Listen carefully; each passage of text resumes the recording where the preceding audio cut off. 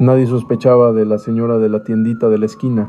Nadie imaginaba que esa mujer de 48 años, que vendía refrescos y dulces con una sonrisa, estaba ejecutando la venganza más silenciosa y letal en la historia del crimen organizado en el Estado de México.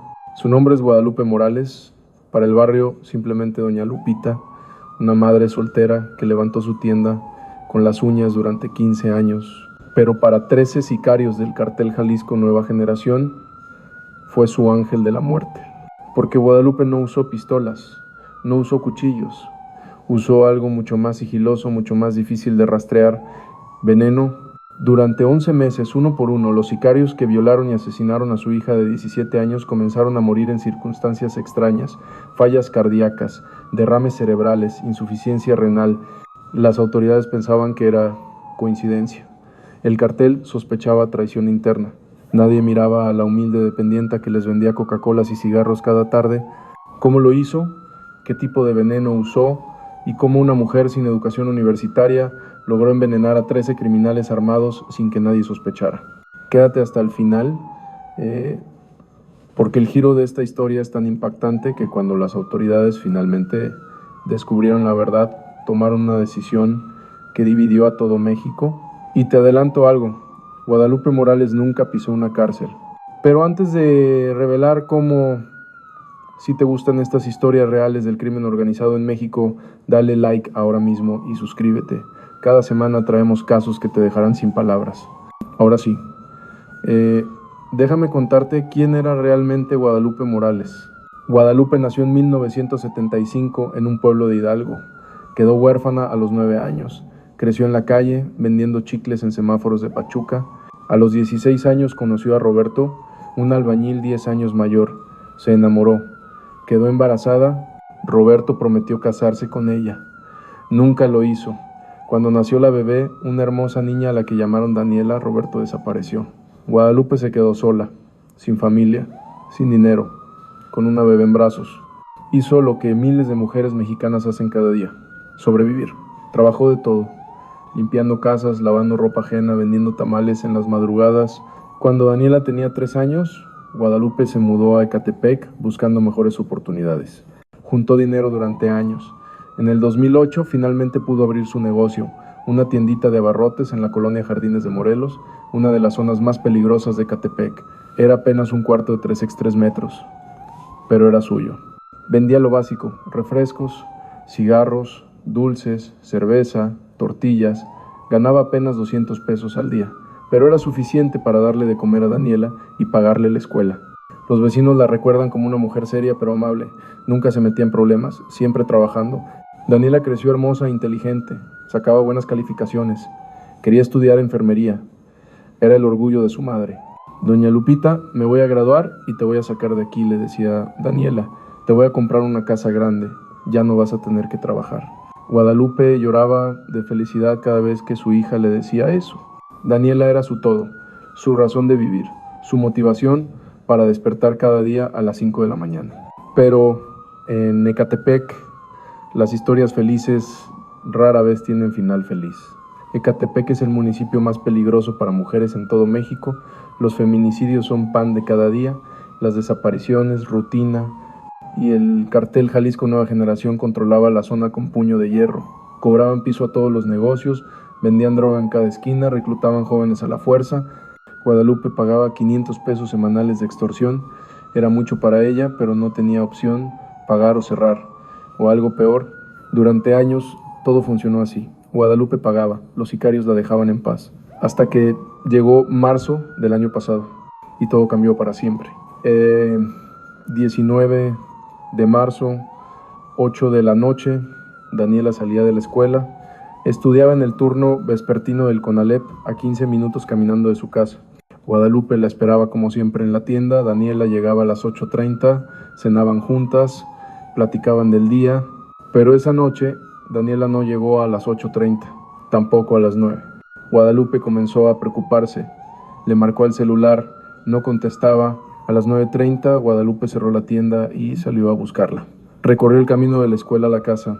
Preguntó a vecinos. Nadie había visto a Daniela. Fue a la escuela. El vigilante le dijo que Daniela había salido a las 8 como siempre. Guadalupe sintió que algo terrible había pasado. Corrió a levantar un reporte en el Ministerio Público. El agente le dijo lo que siempre dicen: tiene que esperar 72 horas para reportar una desaparición. Guadalupe lloró, suplicó. El agente no hizo nada. Pasó toda la noche buscando a su hija por las calles, en hospitales, en la Cruz Roja, nada. Al día siguiente, a las 6 de la mañana, Guadalupe recibió una llamada de un número desconocido. Era un policía municipal. Le dijo que fuera al lote baldío detrás del Panteón de San Isidro. Habían encontrado el cuerpo de una joven. Guadalupe corrió hacia allá con el corazón destrozado. Cuando llegó, su peor pesadilla se hizo realidad. Era Daniela, pero lo que le habían hecho, su hija había sido violada brutalmente. Tenía signos de tortura, quemaduras de cigarro en todo el cuerpo, las manos rotas y un disparo en la cabeza. La habían desechado como basura en ese lote baldío. Guadalupe cayó de rodillas gritando, un grito tan desgarrador que los policías presentes nunca lo olvidarían. Su hija, su bebé, su razón de vivir, asesinada de la forma más cruel imaginable. Y aquí viene lo que encendió la venganza en el corazón de Guadalupe. Uno de los policías, un hombre mayor que sintió compasión por ella, se acercó y le susurró algo al oído. Fueron los del Jalisco, los mismos que cobran piso en tu calle. Tu hija se resistió cuando quisieron reclutarla para vender droga, la agarraron cuando salía de la escuela y ya ves lo que le hicieron.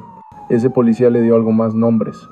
El líder era un sicario apodado El Trébol, y el grupo que participó en el secuestro, violación y asesinato de Daniela estaba compuesto por 13 hombres. Si esta historia te está rompiendo el corazón como me rompió el mío al investigarla, comparte este video. Es importante que estas historias se conozcan, que se sepa la realidad que viven miles de mujeres en México. Dale like, comenta qué opinas y sigamos con lo que Guadalupe hizo después. Porque lo que viene es una lección de paciencia, inteligencia y venganza fría. El funeral de Daniela fue el más triste que el barrio había visto. Cientos de vecinos acompañaron a Guadalupe.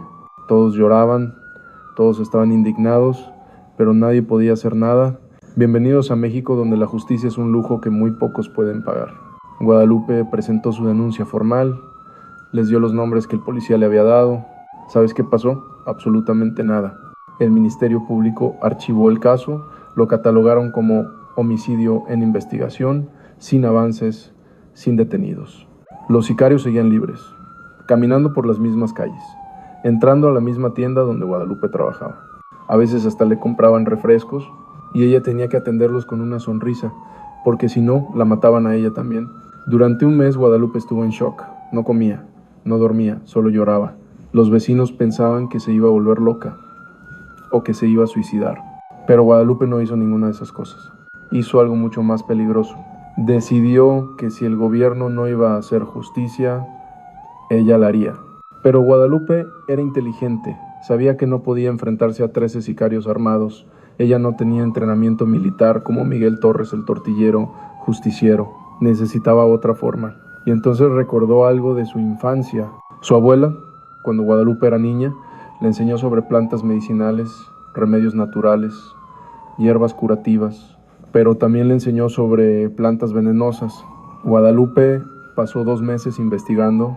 Fue a bibliotecas públicas, buscó en internet, en cafés cibernéticos, leyó sobre toxicología, venenos naturales, dosis letales, aprendió sobre la adelfa, una planta ornamental común en México que contiene glucósidos cardíacos mortales. Aprendió sobre el ricino, cuyas semillas producen ricina, uno de los venenos más letales del mundo. Aprendió sobre el talio, un metal pesado que causa fallas orgánicas y es casi imposible detectar en autopsias comunes. Y lo más importante, aprendió cómo administrar estos venenos sin levantar sospechas. Dosis pequeñas, mezcladas en comida o bebida, que causaran síntomas parecidos a enfermedades naturales. Guadalupe se convirtió en experta autodidacta en venenos. Y entonces, 4 meses después de la muerte de su hija, comenzó su venganza. Julio. 4 meses después del asesinato de Daniela, un sicario de 24 años apodado El Pitufo comenzó a sentirse mal. Náuseas, vómito, dolor de estómago intenso. Sus compañeros pensaron que era una infección estomacal. México lindo y su comida callejera, ¿verdad? Pero El Pitufo empeoró. Comenzó a tener convulsiones, su corazón latía irregularmente. Lo llevaron a un hospital público. Los doctores no entendían qué tenía. Sus órganos estaban fallando sin razón aparente. 3 días después, el pitufo murió. Causa oficial de muerte: falla cardíaca por causas naturales. Nadie sospechó nada. El pitufo consumía drogas, alcohol, tenía una vida poco saludable. Una falla cardíaca a los 24 años era rara, pero posible. Lo que nadie sabía es que el pitufo había comprado una Coca-Cola en la tienda de Guadalupe 2 días antes de enfermarse. Y Guadalupe había mezclado extracto de adelfa en esa Coca-Cola. La primera víctima había caído. 2 semanas después, otro sicario del mismo grupo, apodado El Greñas, murió en circunstancias similares. Dolor abdominal severo, diarrea con sangre, deshidratación extrema, falla renal. Murió en su casa antes de que pudieran llevarlo al hospital. Causa oficial: gastroenteritis aguda severa. En realidad, envenenamiento con ricina. El Greñas también había comprado algo en la tienda de Guadalupe, unos taquis y una cerveza. Guadalupe había inyectado ricina líquida en la cerveza usando una jeringa ultra fina. El agujero era tan pequeño que nadie lo notaría. 2 sicarios muertos en un mes. El CJNG comenzó a sospechar que algo raro pasaba, pero pensaban en traición interna, enemigos del cartel, no en la señora de la tiendita. Guadalupe continuó. Agosto. El tercer y cuarto sicario murieron con una semana de diferencia. Uno de derrame cerebral masivo, otro de un ataque al corazón mientras dormía. Ambos tenían menos de 30 años. Ambos habían comprado algo en la tienda de Guadalupe en los días previos a su muerte. Septiembre. Otros 2 más. Octubre. 3 más, incluyendo uno de los que personalmente había participado en la violación de Daniela. Cuando ese murió, Guadalupe cerró su tienda temprano ese día y fue al panteón donde estaba enterrada su hija. Se arrodilló frente a la tumba y susurró: «Ya van 7, mi amor, me faltan 6». El CJNG estaba en pánico total. Habían perdido 7 sicarios en 4 meses, todos de muertes aparentemente naturales, pero era demasiada coincidencia. Trajeron a un líder regional del cartel, hicieron una reunión de emergencia, interrogaron a todos, revisaron cada operación, no encontraron nada sospechoso. Lo que no revisaron fue a la humilde señora que les vendía cigarros y refrescos cada tarde, porque ¿quién sospecharía de doña Lupita? Antes de continuar, necesito que hagas algo por mí. Si has llegado hasta aquí, dale like a este video ahora. En serio, tómate 2 segundos. Estos videos requieren muchísima investigación, edición, tiempo. Tu like ayuda a que YouTube lo recomiende a más personas. Y suscríbete al canal si no lo has hecho. Activa la campanita, tenemos historias así cada semana. Ahora sí.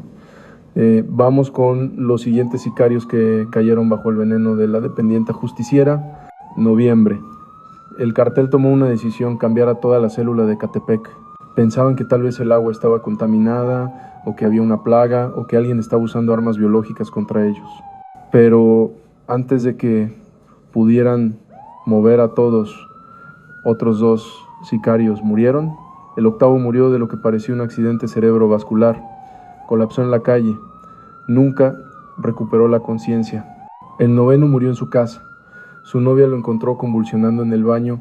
Para cuando llegó la ambulancia ya era tarde. Guadalupe había perfeccionado su técnica, usaba diferentes venenos para cada víctima, variaba las dosis, variaba los tiempos entre el envenenamiento y los síntomas, todo para evitar patrones detectables, y funcionaba. Los forenses hacían autopsias básicas, buscaban heridas de bala, puñaladas, golpes. No hacían análisis toxicológicos profundos porque no había razón para sospechar envenenamiento. Guadalupe era invisible. Una madre vengadora operando a plena luz del día, escondida detrás de un mostrador de tienda. Diciembre llegó. Quedaban 4 sicarios en la lista de Guadalupe, incluyendo el más importante, el Trébol, el líder, el que había ordenado reclutar a Daniela, el que había ordenado su ejecución cuando ella se negó. Pero el Trébol no era tonto. Después de perder a 9 de sus hombres, el Trébol se puso paranoico. Dejó de comer en la calle, dejó de beber alcohol, no compraba nada en tiendas locales. Traía todo de fuera: comida empacada, agua embotellada sellada. Guadalupe observó esto y supo que tendría que cambiar su estrategia. Durante 2 semanas estudió los movimientos de El Trébol, Descubrió que a pesar de su paranoia, el trébol tenía una debilidad, su adicción a la cocaína. Consumía todos los días y siempre la compraba al mismo dealer, uno de los otros 3 sicarios restantes, apodado el Chucky. Guadalupe tuvo una idea brillante. Si no podía envenenar directamente a el trébol, envenenar su cocaína. El problema era cómo acceder a la cocaína del Chucky. Aquí es donde Guadalupe hizo algo extremadamente arriesgado. Se acercó a el Chucky, le dijo que necesitaba hablar con él en privado. El Chucky, intrigado y un poco desconfiado, aceptó. Guadalupe le dijo algo que el Chucky no esperaba. Sé que están muriendo tus compañeros y sé quién los está matando. El Chucky se puso alerta. ¿Quién? Guadalupe le dio un nombre falso, un vecino que tenía problemas con el cartel. Le inventó una historia elaborada sobre cómo ese vecino trabajaba para un cartel rival y estaba envenenando a los sicarios del CJNG. El Chucky se lo creyó y entonces Guadalupe le dijo: yo puedo ayudarte a protegerte, conozco de plantas medicinales, puedo hacerte un antídoto, algo que te proteja de cualquier veneno. El Chucky, desesperado y asustado, aceptó. Guadalupe le preparó una pócima especial. Le dijo que la mezclara con su cocaína antes de consumirla, que eso lo protegería. En realidad, esa pócima contenía un veneno de acción lenta basado en talio. El Chucky, confiado, mezcló la pócima con toda su reserva de cocaína y esa noche compartió cocaína con el trébol. 3 días después, tanto el Chucky como el trébol comenzaron a sentir síntomas: pérdida de cabello, dolores neurológicos intensos, problemas de visión, debilidad extrema.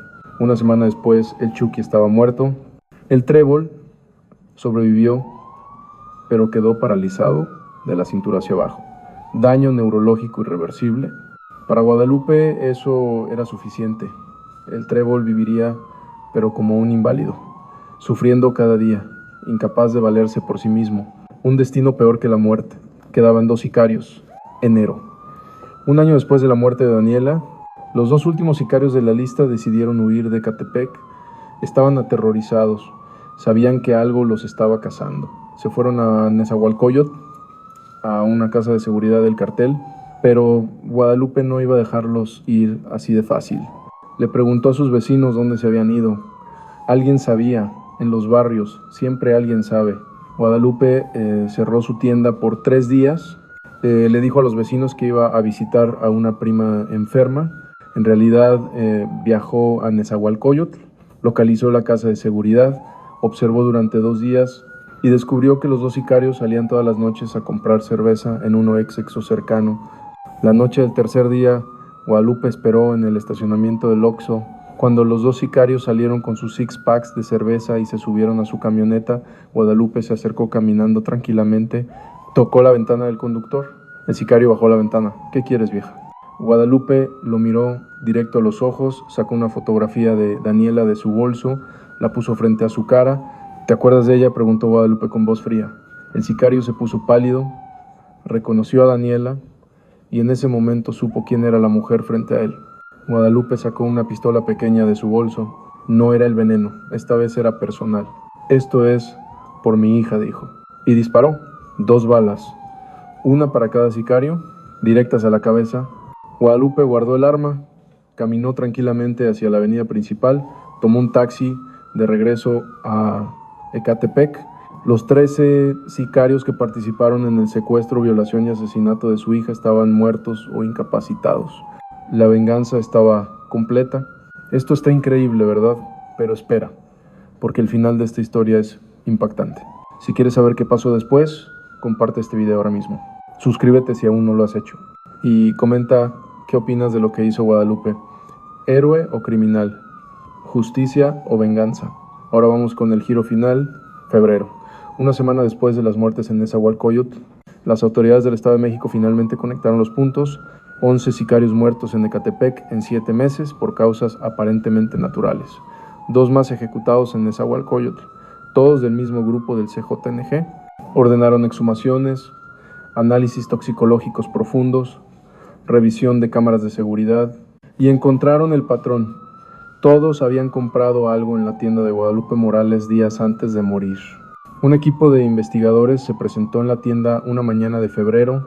Guadalupe estaba detrás del mostrador, como siempre. ¿Usted es Guadalupe Morales?, preguntó el detective a cargo. Guadalupe asintió tranquilamente.